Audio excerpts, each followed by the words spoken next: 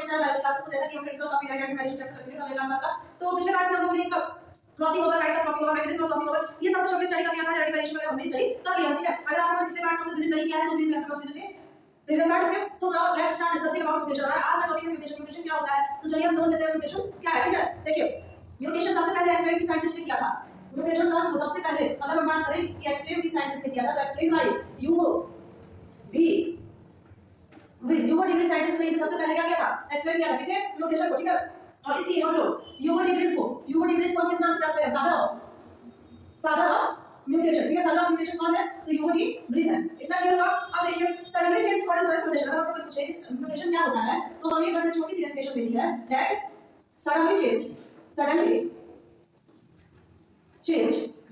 In body is known as mutation, ठीक है। ये होगा म्यूटेशन क्या होता है, म्यूटेशन को ह्यूगो डी साइंटिस्ट ने एक्सप्लेन किया था, फादर ऑफ म्यूटेशन क्या है। म्यूटेशन का मतलब ये होता है सडनली चेंज इन बॉडी, ठीक है। देखिए मॉडर्न साइंटिस्ट का body suddenly change body of D mutation, ठीक है। ह्यूगो डी जो है उन्होंने इसके ऊपर एक्सपेरिमेंट किया था, तो इन्होंने अपना एक्सपेरिमेंट किया था, एक्सपेरिमेंट ऑन, बताइए सोच सकते हैं आप किसके ऊपर एक्सपेरिमेंट किया था। इन्होंने एक्सपेरिमेंट किया था इवनिंग प्राइमोसा नाम के प्लांट पे। इवनिंग प्राइमोसा नाम के प्लांट जिसे हम 4 ओ क्लॉक भी कहते हैं, ठीक है। 4 o'clock प्लांट भी कहते हैं। इस प्लांट के ऊपर इन्होंने सबसे पहले अपनी स्टडी की थी, किसने, ह्यूगो डी, ठीक है। देखिए म्यूटेशन को हम और नाम से जानते हैं, also known as what, saltation theory, ठीक है। म्यूटेशन को हम सार्टेशन थ्योरी के नाम से भी जानते हैं। तो आपसे कोई पूछता है सार्टेशन थ्योरी को किसने एक्सप्लेन किया था, तो आप कंफ्यूज मत होइएगा, ह्यूगो डी की है, क्योंकि दोनों बात देखिए, या तो म्यूटेशन है या फिर सार्टेशन थ्योरी है, ठीक है। देखिए और सबसे पहले पढ़ना है टाइप्स ऑफ म्यूटेशन। म्यूटेशन के टाइप्स क्या होते हैं, इनको हम डिटेल स्टडी कर लेते हैं। सो let's start discussing about types of mutation. Mutation के बाद नया टॉपिक स्टार्ट होगा जिसे हम कहते हैं body, okay. So let's start discussing about mutation.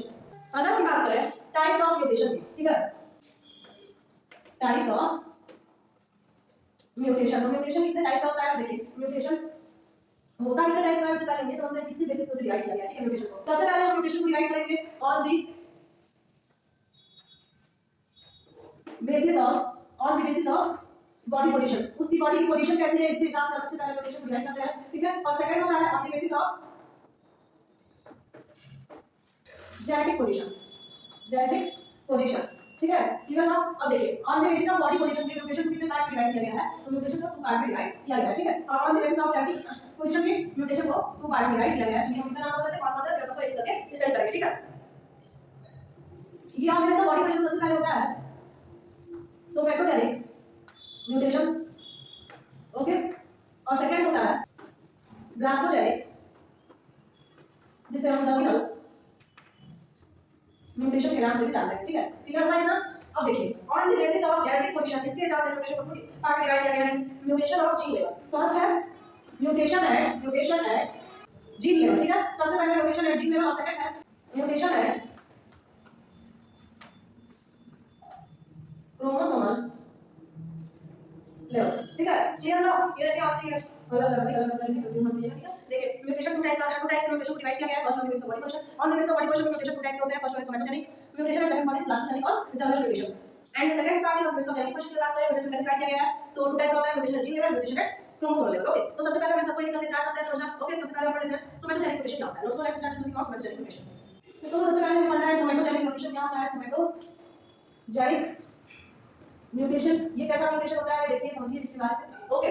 देखिए if mutation take place in vegetative body part known as somatogenic mutation, ठीक है। It is not inheritable in next generation, ठीक है। इसमें कोई पॉइंट है, ये कहां होता है, तो वेजिटेटिव बॉडी पार्ट, ठीक है। वेजिटेटिव बॉडी पार्ट जैसे कि काउ हो गया, ठीक है, और फ्रूट हो गया, ये सब, ठीक है। और अगर हम बात करें कि ये इनहेरिटेबल होता है, तो does not inheritable in next generation में इनहेरिटेबल नहीं होता है, नेक्स्ट जनरेशन में ट्रांसफर नहीं होता है, ठीक है। इतना क्लियर हुआ। अब सेकंड है blastogenic mutation. So let's start discussing about blastogenic mutation. Second one is blastogenic mutation, जिसे हम कौन नाम जानते हैं, आप बताइए किस नाम जानते हैं, मैंने पहले बता चुका है, ठीक है। जैसे कि किस नाम जानते हैं, जर्मिनल म्यूटेशन, ओके। देखिए ब्लास्टोजेनिक म्यूटेशन क्या होता है, इस mutation take place in germinal epithelial cell, ठीक है। It is heritable next generation. देखिए कहां होता है ये म्यूटेशन, होता है जर्मिनल एपिथेलियल सेल में। तो अगर नहीं पता है कि जर्मिनल एपिथेलियल सेल क्या होता है, तो इसके लिए आप क्या करिए, चैप्टर 2 और चैप्टर 3 रिप्रोडक्शन 2 चैप्टर, ठीक है, इसे आप एक बार चेक कर लीजिए, ओके। जिससे कि आपको क्लियर हो जाए कि जर्मिनल एपिथेलियल सेल क्या होता है, ठीक है। इनफैक्ट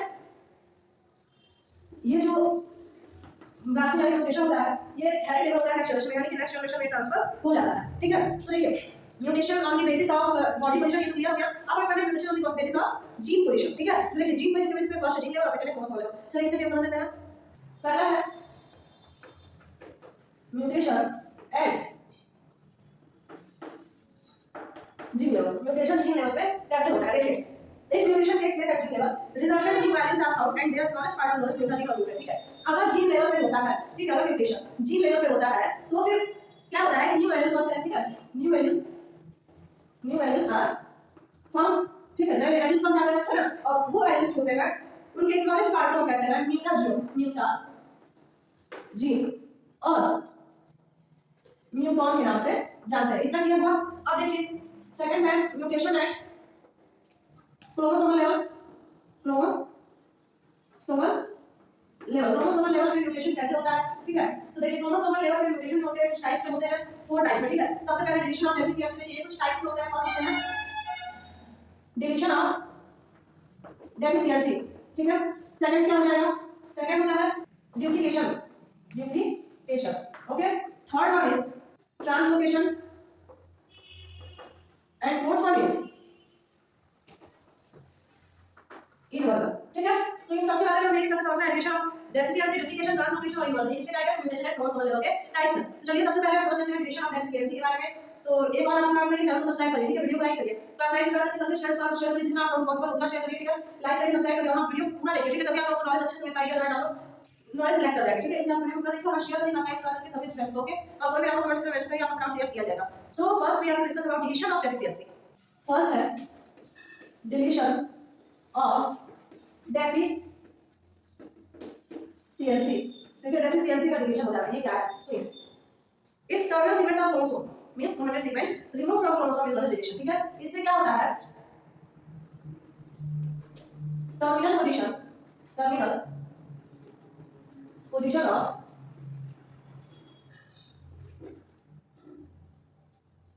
क्रोमोसोम, जिसे हम क्रोमेटिड सीक्वेंस के नाम से जानते हैं, ठीक है। अगर इसे रिमूव कर दिया जाता है, remove from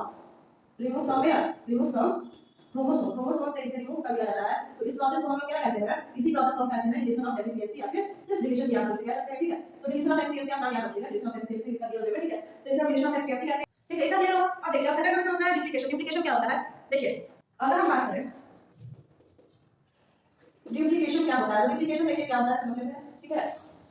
deletion of deficiency को क्लियर हो गया। डुप्लीकेशन चलिए in this case deleted chromosome sequence is attached to the non homologous chromosome, ठीक है। ये जो सीक्वेंस डिलीट हुआ, यहां जो क्रोमोसोम का जो क्रोमोसोम डिलीट हुआ, ये क्या होता है, डिलीशन जो हुआ था वो क्या हो जाता है, अटैच होता है, attach with new homologous what chromosome, ठीक है। क्लियर हुआ। जो डिलीशन हुआ था किस चीज का, डिलीशन आप नोट कर लीजिए। जो डिलीटेड क्रोमोसोम था वो क्या करता है, अटैच कर जाता है न्यू होमोलॉगस क्रोमोसोम से, ठीक है।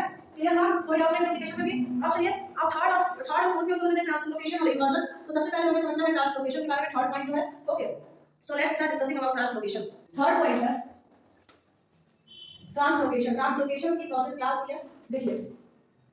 इन this case deleted chromosome sequence right non homologous chromosome, ठीक है। इसमें क्या होता है कि जो डिलीटेड क्रोमोसोम है, डिलीटेड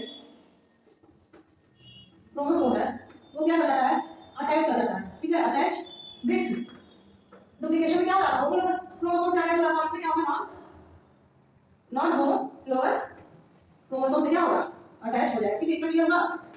अब फोर्थ है पार्ट क्लियर किया। अब फोर्थ है इन्वर्जन, ठीक है। इन्वर्जन लास्ट टॉपिक है, इसके बाद हम स्टार्ट करेंगे क्लॉडी पढ़ना। क्लॉडी क्या होता है, तो सुनिए इन्वर्जन क्या है, तो deleted chromosome sequence attach to its own chromosome in opposite form, ठीक है। इसमें क्या होता है कि जो डिलीटेड क्रोमोसोम है, डिलीटेड क्रोमोसोम जो है वो अटैच कर जाता है, attach to its own chromosome, अपने आप जैसे एक और क्रोमोसोम से क्या होता है, अटैच कर जाता है, ठीक है, इन अपोजिट फॉर्म में, ठीक है। यानी कि इधर और वन क्वेश्चन टू क्वेश्चन ऐसे, ठीक है। इस तरीके से करके अटैच सॉरी हो जाता है, ठीक है। क्लियर हो गया। तो आई होप कि आप लोगों को म्यूटेशन टॉपिक भी अच्छे से क्लियर हो गया होगा। सो अब हमें स्टार्ट करना है समझ ले प्लॉइडी क्या होता है, ठीक है। प्लॉइडी को जिसे न्यूमेरिकल चेंज क्रोमोसोम या फिर क्रोमोसोम वेरिएशन या फिर एवरिएशन भी कहते हैं, इन सबको हम समझ लेते हैं। सबको इन सेंस एक ही टर्म है, तो इसे हम समझ लेते हैं, ठीक है, कि क्या होता है। सो अगर हम बात करें प्लॉइडी क्या है, ठीक है। प्लॉइडी को और किसी नाम से जानते हैं, also known as numerical change in chromosomes, numerical change in chromosomes के नाम से भी जानते हैं, ठीक है, और किस नाम से जानते हैं, तो also known as what,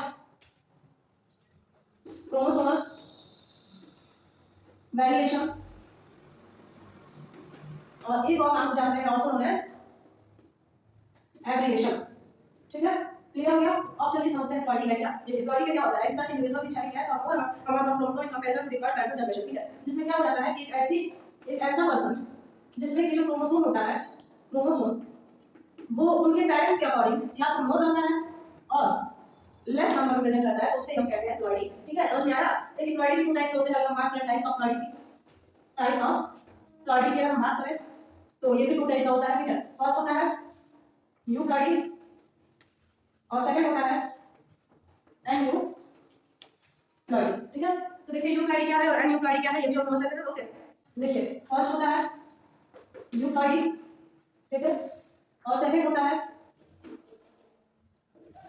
N you ploidy, ठीक है। तो यू प्लॉइडी क्या है और एन यू प्लॉइडी क्या है, ये भी हम समझ लेते हैं। देखिए you ploidy that means if number of chromosome change in record से, ठीक है, यानी कि नंबर ऑफ क्रोमोसोम होता है, number of chromosome change in what, haploid set, ठीक है, नंबर ऑफ क्रोमोसोम चेंज होता है पर हैप्लॉइड सेट में चेंज होता है, तो इसे ही हम कहते हैं यू प्लॉइडी, ठीक है, समझ में आया।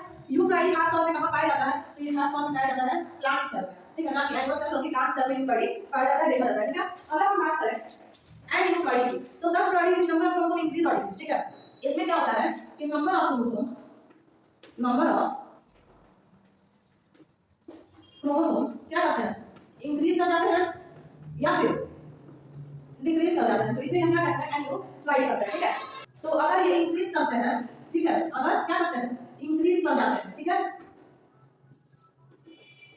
तो इसे हम कहते हैं हाइपर प्लॉइडिक, ठीक है। और अगर मान लीजिए क्या कर जाएंगे, डिक्रीज कर जाते हैं हमारा क्रोमोसोम, तो इसे ही हम कहते हैं हाइपो प्लॉइडिक, ठीक है। इतना क्लियर है, कोई डाउट नहीं है। अब देखिए प्लॉइडी टॉपिक भी क्लियर हो गया। अब हमें समझना है जेनेटिक डिसऑर्डर। जेनेटिक डिसऑर्डर क्या होता है, ये हमारे इस चैप्टर का लास्ट टॉपिक है, जो कि थोड़ा सा लेंथी है, ठीक है। तो चलिए हम समझ लेते हैं जेनेटिक डिसऑर्डर क्या है, ठीक है। अगर हम बात करें जेनेटिक डिसऑर्डर की, तो chromosomal variation causing the genetic disorder at two level. देखिए क्रोमोसोमल वेरिएशन जो कि जेनेटिक डिसऑर्डर कॉज करे टू लेवल्स पे, उसे हम कहते हैं जेनेटिक डिसऑर्डर। वो टू लेवल कौन से होते हैं, तो क्रोमोसोमल डिसऑर्डर और मेंडेलियन डिसऑर्डर, ठीक है। तो चलिए हम इन सभी को डिटेल में समझ लेते हैं, क्रोमोसोमल डिसऑर्डर को और मेंडेलियन डिसऑर्डर को। देखिए अगर हम बात करें क्रोमोसोमल डिसऑर्डर क्या होता है, so in chromosomal changing the variation in human beings is following type. देखिए क्रोमोसोमल चेंज या फिर वेरिएशन ह्यूमन बींग में ड्यू टू क्रोमोसोम, ठीक है, कुछ टाइप्स के होते हैं, जैसे कि डाउन सिंड्रोम, ठीक है, Klinefelter syndrome, Turner syndrome, पैचियोस सिंड्रोम, क्राइडियोचैट, मैंडे, ठीक है, ये सब कुछ होते हैं। तो इन सब के बारे में हम डिटेल स्टडी कर लेते हैं, ठीक है। टोटल कितने टाइप ऑफ डिसऑर्डर हैं, अगर हम बात करें क्रोमोसोमल डिसऑर्डर की, तो ये टोटल 5 टाइप के हैं, ठीक है। तो इन सबको हम एक एक करके स्टडी कर लेते हैं। अगर हम बात करें डाउन सिंड्रोम की, तो ये डिस्कवर किया था मैंगोलिस में डाउन साइंटिस्ट ने, ठीक है, जिनके नाम पे ही डाउन सिंड्रोम रखा गया, ठीक है। ये जो होता है trisomic for 21 pair of chromosome होता है, यानी कि जैसे कि नॉर्मली कितने क्रोमोसोम के पेयर होते हैं, तो 23 पेयर होते हैं, लेकिन इसमें क्या हो जाता है कि +1 क्रोमोसोम ऐड हो जाता है, in the sense 2n +1 chromosome add हो जाता है, ठीक है। तो कितने हो जाएंगे, टोटल 47 हो जाते हैं, ठीक है। तो it is generally observe in male and female child, okay, ये सिर्फ और सिर्फ मेल और फीमेल चाइल्ड में ही अक्सर देखा जाता है। इसके अगर हम कैरेक्टरिस्टिक्स की बात करें कि क्या इसके सिम्टम्स होते हैं, तो देखिए broad forehead, short neck, flat hand, starving finger, broad palm, open mouth, projecting lower lymph, long एक्स्ट्रोलिक tongue, mentally retarded, their maximum life span is 30 to 40 years. Okay, इतना क्लियर हुआ कि देखिए डाउन सिंड्रोम से जो भी बच्चे परेशान हैं, उनका जो फोरहेड होता है वो चौड़ा होता है, गर्दन छोटी होती है, हाथ उनका फ्लैट होता है, ठीक है, फिंगर्स बहुत ही चौड़ी चौड़ी और छोटी छोटी सी होती हैं। अगर हम पंजे की बात करें तो वो भी काफ़ी चौड़ा होता है, उनका मुंह हमेशा खुला रहता है, माउथ ओपन रहता है, ठीक है। और इनका जो लोअर लिम्फ रहता है वो प्रोजेक्ट टाइप में रहता है, ठीक है। और इनकी जो जीभ रहती है वो हमेशा बाहर रहती है, यानी कि इनकी जीभ काफ़ी बड़ी होती है। और ये मेंटली रिटार्डेड होते हैं, यानी कि इनका जो माइंड है वो प्रॉपरली वर्क नहीं कर पाता है, ठीक है। और ये बस 30 से 40 साल तक ही जीवित रह पाते हैं, इससे अधिक ये जीवित नहीं रह पाते हैं ऐसे बच्चे, ठीक है। अब हम स्टार्ट करते हैं। सेकंड है क्लाइनफिल्टर सिंड्रोम। इसमें क्या होता है चलिए समझ लेते हैं। अगर हम बात करें क्लाइनफिल्टर सिंड्रोम की, तो ये इट इज़ ट्राइसोमेट, ओके। ये ट्राइसोमिक होता है for 23 pair of chromosome, that means 47 chromosome हो जाते हैं इसमें। In this type of syndrome male and female both are observe in the form of super male as well as super female, ठीक है। इसमें क्या होता है कि या तो फिर एक दोनों में मेल में या तो एक्स का कैरेक्टर एक बढ़ जाता है तो वो सुपर मेल हो जाता है, ठीक है। और या फिर हो सकता है कि फीमेल में एक और एक्स का कैरेक्टर बढ़ जाए तो वो सुपर फीमेल हो जाती है, ठीक है। तो ये होता है क्लाइनफेल्टर सिंड्रोम। उसके बाद हमें पढ़ना है टर्नर सिंड्रोम। अगर हम बात करें टर्नर सिंड्रोम की, तो ये एक ऐसा टाइप ऑफ सिंड्रोम होता है जो कि ऑब्जर्व होता है सिर्फ और सिर्फ फीमेल में, ठीक है, जो कि मोनोसोमिक होता है। इन द सेंस ये 45 नंबर ऑफ क्रोमोसोम कैरी किया रहता है, तो हम कहते हैं उसे टर्नर सिंड्रोम है, ठीक है। कैरेक्टरिस्टिक क्या होते हैं इन द सेंस, उसे क्या क्या लक्षण दिखाई देने लगते हैं, सिम्टम्स क्या क्या होते हैं टर्नर सिंड्रोम के। तो देखिए, मैक्सिमम हाइट जो होती है टर्नर सिंड्रोम फीमेल की वो 4 फीट ही होती है, ठीक है। Rudimentary organ means 1 ovary is absent. एक ओवरी उसमें क्या, देखिए फीमेल्स में 2 ओवरी रहती है, लेकिन इसमें क्या होता है कि 1 ओवरी एब्सेंट हो जाती है, ठीक है, अगर किसी को टर्नर सिंड्रोम किसी फीमेल को है तो, ठीक है। मेंटली रिटार्डेड होंगी, यानी कि माइंड जो है उसका कंट्रोल सही से नहीं रहेगा, ठीक है। Undeveloped memory gland and sterile in nature. इनका जो मेमोरी ग्लैंड रहेगा वो भी अनडेवलप रहेगा, यानी कि डेवलपमेंट नहीं हो पाएगा मेमोरी ग्लैंड का। इनफैक्ट ये स्टेराइल रहेंगी इन द सेंस ये कभी भी प्रेगनेंसी कैप्चर नहीं कर पाएंगी, ये कभी भी मदर वुमेन नहीं बन पाएगी, ठीक है। जो भी टर्नर सिंड्रोम से परेशान रहेंगे जो भी फीमेल वो सभी, ठीक है। तो अब हमें पढ़ना है पेटाउस सिंड्रोम। पेटाउस सिंड्रोम क्या होता है, so let's discuss about Patau's syndrome. अगर हम बात करें पेटाउस सिंड्रोम की, तो ये ट्राइसोमिक होता है, यानी कि 13 पेयर ऑफ क्रोमोसोम, यानी कि 47 नंबर ऑफ क्रोमोसोम पाए जाते हैं, ठीक है। इसके कैरेक्टर्स की अगर हम बात करें तो इसके कैरेक्टर्स यानी कि इसके जो भी सिम्टम होते हैं वो कैसे होते हैं, देखिए ये normality consist of prominence of portal part of heel, ठीक है, और क्लिफ्ट लिप होती है, मेंटल डेफिशिएंसी पाई जाएगी और suffering from malnutrition, okay. So अब लास्ट पॉइंट है cri du chat syndrome, okay. तो ये क्या होता है चलिए हम इसे भी समझ लेते हैं। ओके वेल स्टूडेंट्स, देखिए हमें क्राई ड्यू चैट सिंड्रोम के बारे में स्टडी करना है। तो ये कैसा सिंड्रोम है, तो इस type of syndrome deletion of fifth arm, ठीक है। इसमें क्या होता है कि इसमें डिलीशन हो जाता है, डिलीशन ऑफ फिफ्थ आर्म, ठीक है। फिफ्थ आर्म में क्या हो जाता है, डिलीशन हो जाता है। कौन सा सिंड्रोम हो जाता है, क्राई ड्यू चैट सिंड्रोम, ठीक है। इतना क्लियर हुआ। अब हमें स्टडी करना है मेंटली डिसऑर्डर के बारे में, ठीक है। देखिए 2 टाइप का जेनेटिक डिसऑर्डर था, क्रोमोसोमल डिसऑर्डर और मेंटल डिसऑर्डर। तो क्रोमोसोमल डिसऑर्डर हम लोगों ने स्टडी कर लिया। अब हमें स्टडी करना है मेंटल डिसऑर्डर के बारे में। सो let's start discussing about mental disorder. Second one is mental disorder, ठीक है। मेंटल डिसऑर्डर क्या है इसे हम समझते हैं, ओके। देखिए यहाँ पे क्या होता है कि जो म्यूटेशन होता है ना, वो कहाँ होता है, म्यूटेशन जनरली अगर इन सिंगल जीन, ठीक है। म्यूटेशन ज्यादातर कहाँ होता है, लगभग म्यूटेशन सिंगल जीन में ही होता है, ठीक है। इस वजह से इसकी जरूरत पड़ जाती है, तो पेडिग्री एनालिसिस की जरूरत पड़ जाती है। पेडिग्री एनालिसिस को पढ़ेगा मेंडेलियन लॉ में, ठीक है। तो देखिए पेडिग्री एनालिसिस की जरूरत पड़ जाती है, इसलिए हमसे क्या कहते हैं मेंडेलियन डिसऑर्डर की पेडिग्री के बारे में तो हम पढ़ेगा मेंडेलियन लॉ में, ठीक है। तो देखिए मेंडेलियन डिसऑर्डर में भी कुछ डिजीज आ जाती है जिन्हें कि हमें स्टडी करना है, जैसे कि haemophilia, colour blind, sickle cell anaemia, फिगर क्लोरोनिया डिजीज, सिस्टिक डिजीज, ठीक है। ये 3-4 डिजीज है जिन्हें हमें स्टडी करना है एक एक करके। So let's start discussing about haemophilia disease, okay. So हमें स्टार्ट करना है हीमोफीलिया डिजीज के बारे में स्टडी करना है। हीमोफीलिया कैसी डिजीज है, क्या होता है इसमें, इसके क्या क्या सिम्टम्स होते हैं, चलिए हम समझ लेते हैं, ओके। ये सभी क्या है, मेंडेलियन डिसऑर्डर है, ठीक है। हीमोफीलिया डिजीज क्या है, मेंडेलियन डिसऑर्डर है, ठीक है। तो चलिए हम समझते हैं हीमोफीलिया क्या है। तो it is also as bleeder disease, ठीक है। इसे हम एक और नाम से जानते हैं, also known as bleeder disease. अब मुझे नहीं लगता है कि जो मैं आल्सो एज को शॉर्ट फॉर्म लिखती हूँ इसका आपको मतलब नहीं पता होगा, तो ठीक है, आल्सो नोन एज, ठीक है। तो also known as bleeder disease, हम लोग हीमोफीलिया ब्लीडर डिजीज के नाम से भी जानते हैं, okay. In this type of disease blood coagulating factor like that 8th and 10th factor is absent. This type of disease is also related to X linked basicity, okay। देखिए इसमें क्या होता है कि ब्लड coagulating factor जो होता है, blood coagulating factor कौन कौन सा, ब्लड coagulating factor 8 एंड 10 जो होता है वो क्या होता है, एब्सेंट रहता है। हीमोफीलिया डिजीज जो होती है द ब्लड सर्कुलेटिंग फैक्टर 8 और 10 जो होता है क्या रहता है, एब्सेंट रहता है, ठीक है। इस टाइप की डिजीज को हम एक्स लिंक्ड डिजीज जी भी कह सकते हैं।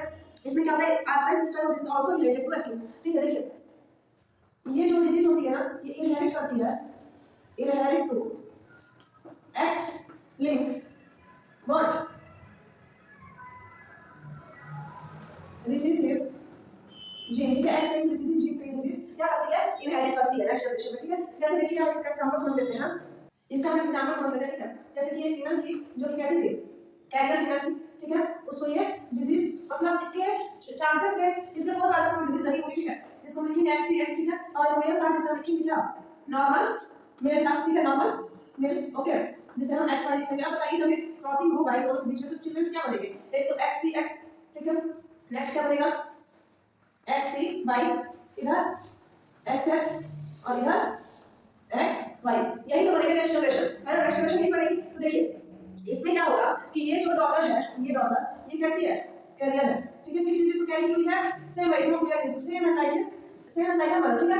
ये जो मेल है, ये मेल कैसा है, हीमोफीलियन है, हीमोफीलियन मेल है, ठीक है। यानी कि इस मेल को डिजीज है, ठीक। और ये नॉर्मल फीमेल है और ये नॉर्मल मेल है, ये कैसे है, नॉर्मल चाइल्ड है, नॉर्मल चाइल्ड है, ठीक है। तो एक फीमेल में क्या हो गई, कैरियर हो गई, और एक मेल क्या हो गया, हीमोफीलिया हो गया। बाकी दोनों बच्चे कैसे हैं, नॉर्मल चाइल्ड, ठीक है। क्लियर हो गया, कोई डाउट नहीं है इसमें। अब देखिए अगर मान लीजिए कि एक फीमेल कैरियर है और जो मेल है वो हीमोफीलियन है, तब अगर क्रॉस होगा तो नेक्स्ट जनरेशन क्या बनेगी, ये हम समझते हैं।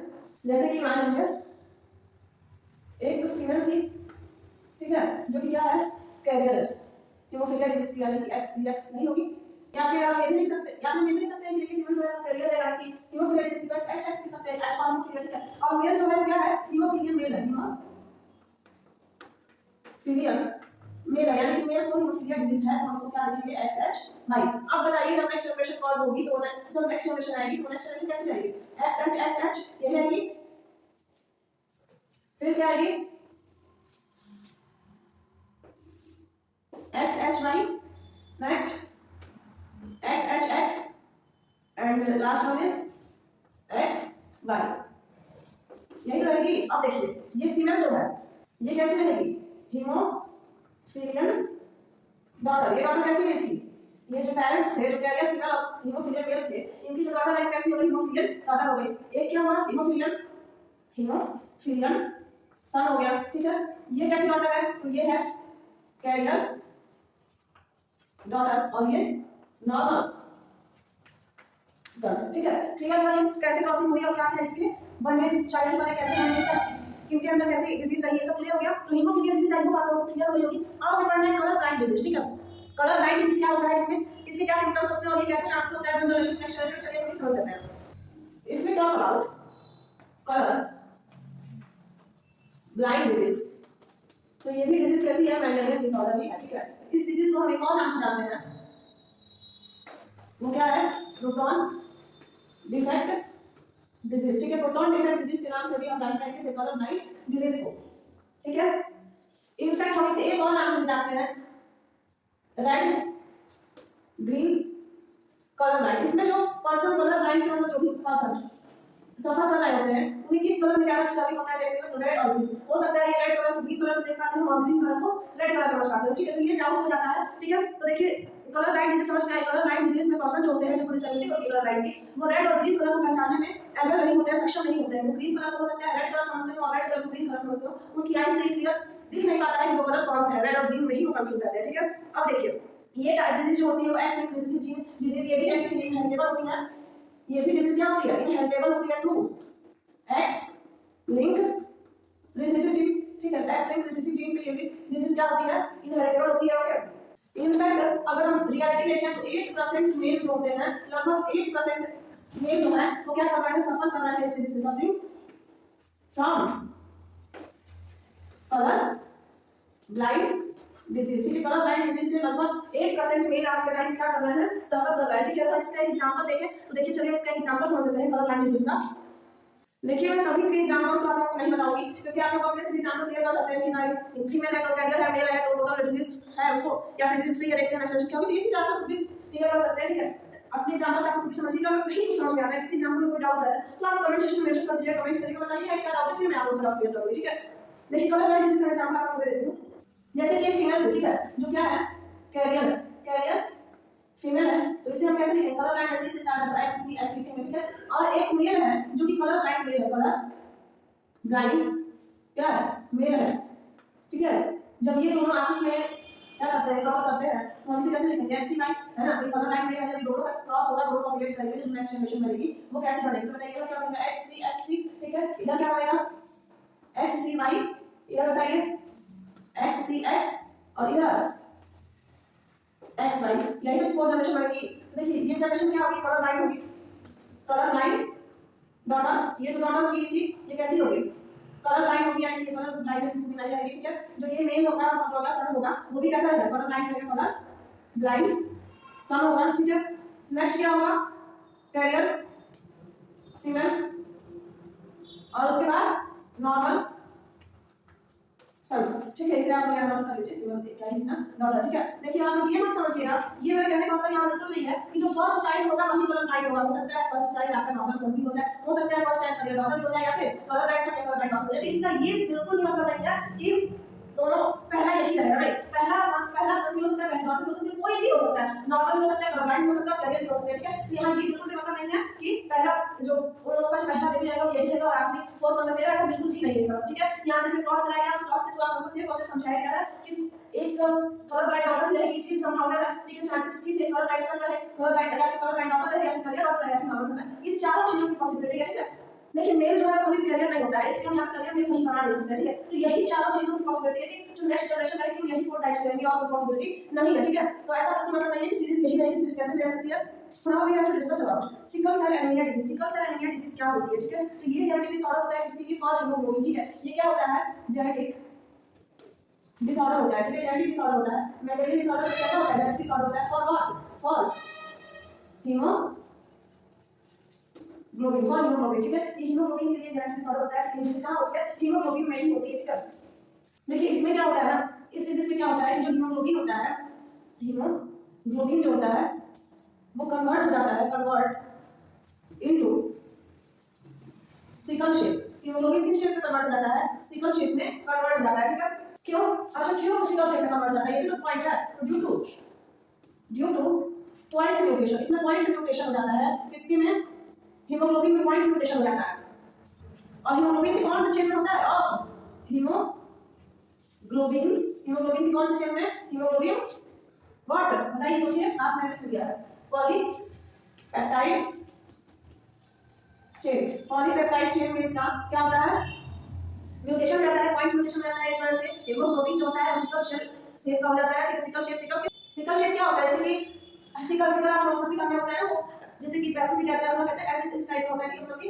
सी टाइप का इस टाइप में हो जाता है कन्वर्ट, हीमोग्लोबिन कुछ इस टाइप में कन्वर्ट हो जाता है, तो इसे क्या कहते हैं, सिकल शेप का। ठीक है, देखिए इस टाइप में क्या होता है, ग्लूटामिक एसिड जो होता है 6th पोजीशन में वो चेंज कर जाता है और फॉर्म करता है बेलाइन अमीनो एसिड। ठीक है, इस समय क्या होता है कि 6th पोजीशन था क्या, ग्लूटामिक एसिड जो होता है, ग्लूटामिक एसिड वो चेंज हो जाता है एंड फॉर्म करता है, बनाता है, फॉर्म वेलाइन अमीनो एसिड को बनाता है, वेलाइन अमीनो एसिड को। ठीक है, वेलाइन अमीनो एसिड को बनाता है।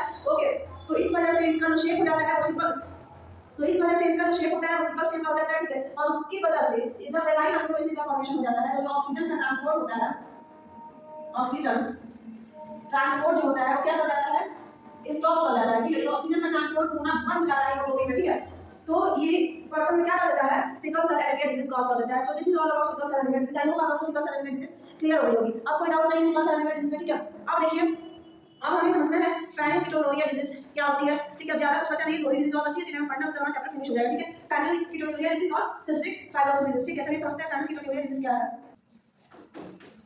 फेनिलकीटोनुरिया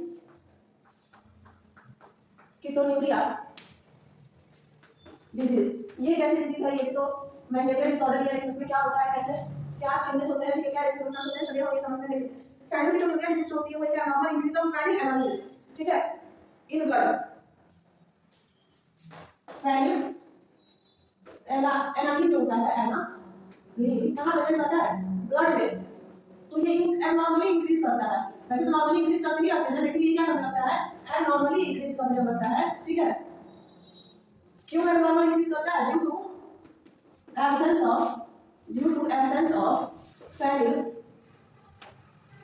एनालिन हाइड्रोक्सिलेज, ठीक है। फेनिल एनालिन हाइड्रोक्सिलेज जो है वो क्या रहता है, एब्सेंट रहता है, इसकी वजह से वो क्या करता है, नॉर्मली इंक्रीज करने लगता है, ठीक है। ये क्या है, फेनिल हाइड्रोक्सिलेज, ये क्या है बताइए। तो ये है एक प्रकार का क्या, एंजाइम, ठीक है।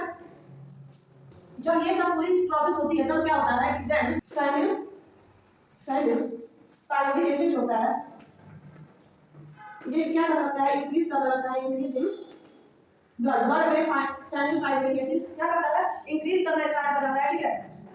जिसकी वजह से कॉज क्या होता है, इससे कॉज क्या होता है कि ब्रेन जो होता है बिकम डैमेज, ब्रेन क्या हो जाता है, डैमेज हो जाता है, ठीक है। जिस भी पर्सन को फैमिली क्लोरिया डिजीज होती है उस पर्सन का जो यूरिन होता है, ठीक है, यूरिन किस कलर का हो जाता है, ब्लैक कलर का हो जाता है, यूरिन ब्लैक कलर का हो जाता है, ठीक है। नॉर्मली ब्लैक कलर हो जाता है इन कांटेक्ट टू एटमॉस्फेयर, जब ये एटमॉस्फेयर कांटेक्ट में जब वो पर्सन यूरिन को क्या करता है, सीक्रेट कर देता है, ठीक है। तो उसका यूरिन जब एटमॉस्फेयर के कांटेक्ट में आता है तो यूरिन किस कलर का हो जाता है, ब्लैक कलर का हो जाता है। तो फैमिली क्लोरिया डिजीज हम लोग क्लियर हो गई, कोई डाउट नहीं है, फैमिली क्लोरिया डिजीज में कोई डाउट है तो आप कमेंट करिए, आप लोगों का डाउट मैं क्लियर कर दूंगी, ठीक है।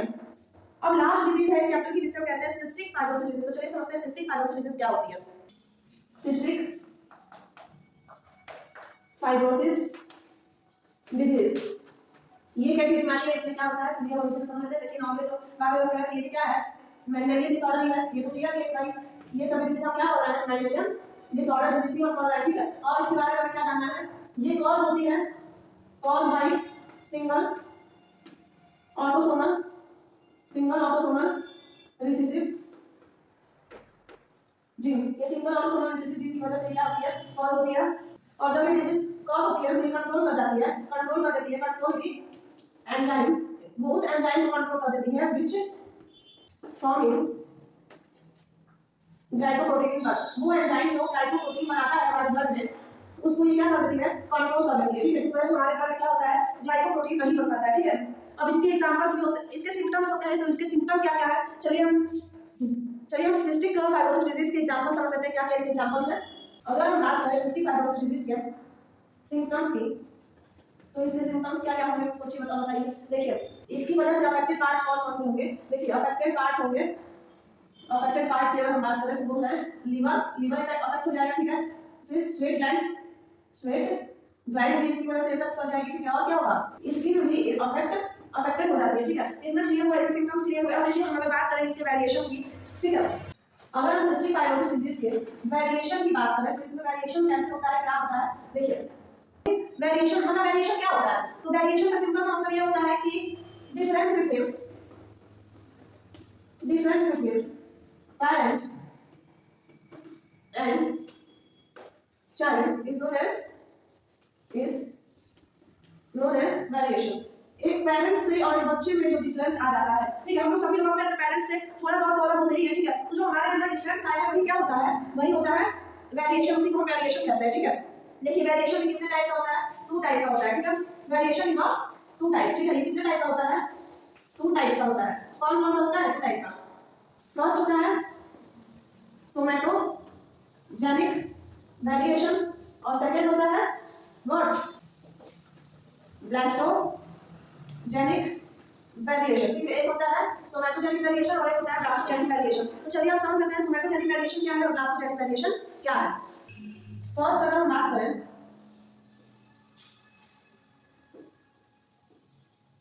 सोमैटोजेनिक वेरिएशन की, तो ये कैसा वेरिएशन होता है, सोमैटोजेनिक वेरिएशन क्या होता है, तो देखिए ये इनहेरिटेबल नहीं होता है, ठीक है।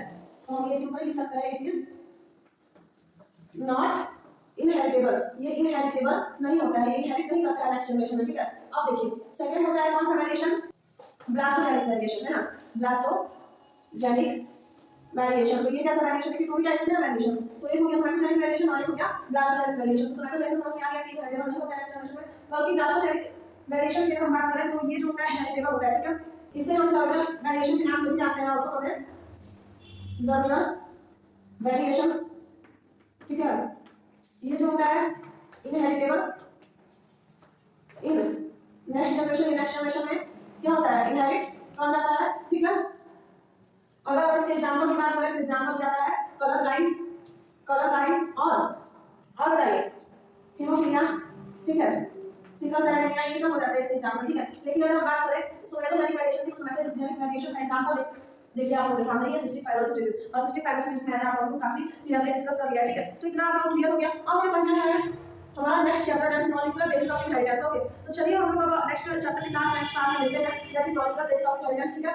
तो अगर आप लोगों को कोई भी डाउट है तो आप कमेंट करिए, ठीक है। और हाँ, शेयर करिए, सब्सक्राइब करना मत भूलिएगा, ठीक है। सब्सक्राइब करिए, शेयर करिए, ओके। क्लास 9 से 12 के सभी स्टूडेंट्स को बेल आइकन प्रेस करिए, इससे जो वीडियोस अपलोड हो आप लोगों तक उसकी नोटिफिकेशन पहुंच सके। कोई भी डाउट कमेंट कर सकते हैं, ठीक है। Exam regarding, practical exam regarding, pre board examination regarding, okay. तो सब्सक्राइब करिए, शेयर करिए, लाइक करिए, ठीक है। Thank you.